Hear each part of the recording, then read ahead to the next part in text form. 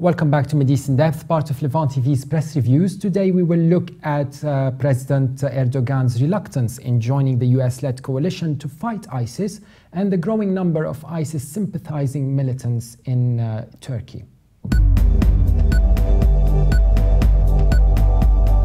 The Washington Post Beirut bureau chief Liz Sly writes an article titled "Turkey to approve a bigger military role in Iraq and Syria, but not on American terms."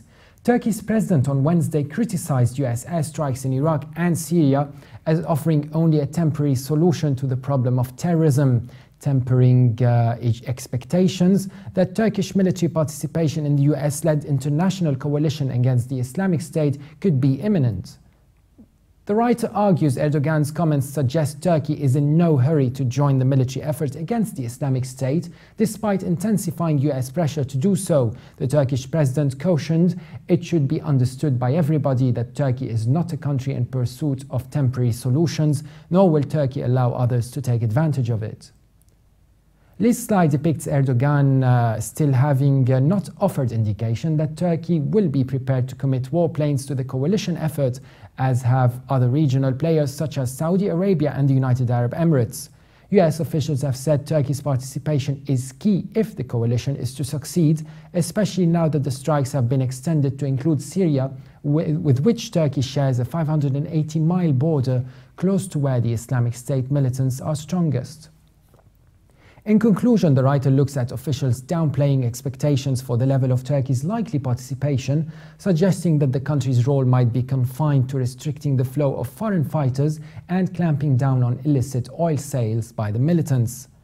And as I read this article, I must add, can the control of all trade between Turkey and the militants be considered as cooperation? And why is President Erdogan not being clear about joining the US-led battle? What are the repercussions that this may imply on Turkey's relations with the West? Meanwhile, Tulin Daloglu, columnist for Al Monitor's Turkey bureau, writes an article on the outspread of ISIS support within Turkey. Daloglu looks into Metropol's latest public survey about the Turkish people's perception of the Islamic State, which found that an overwhelming majority of the population, 93.6%, do not sympathize with the terror organization. However, she says 1.3% do sympathize with ISIS, and since Turkey has a population of roughly 77 million, that could mean there could be 1 million potential ISIS militants in the country. Recep Tayyip Erdogan, the president, denies the possibility of such a potential and blames Western countries for failing to stop foreign jihadists who travel to Syria via Turkey. He says the facts force a broader reality check and ideally will create enough pressure for the government to take concrete steps to avert this threat. Dogu Ergel of Ankara University, who has years of expertise studying terror organizations and Islamic militancy, told Al Monitor that the issue should not be the number of Turkish citizens joining ISIS, but rather whether there is a cultural base in the country to help the ISIS militants and other likely terrorist organizations.